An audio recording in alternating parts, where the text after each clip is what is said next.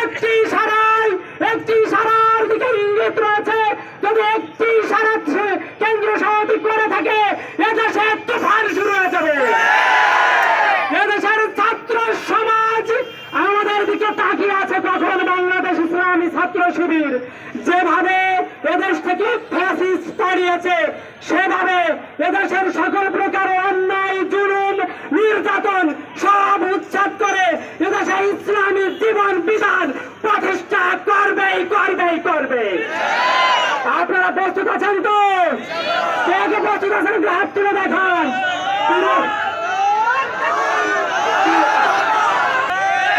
দেখেছি ছাত্রলীগ প্রশাসন নিয়ে খেলতো হিজলার দল।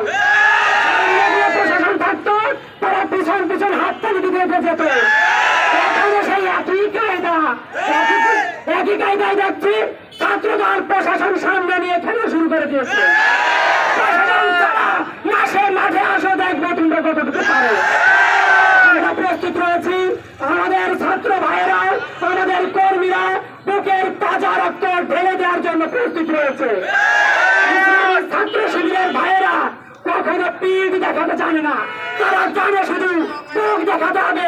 সেই বুক দেখানোর জন্য সদা সর্বদা প্রস্তুত রয়েছে।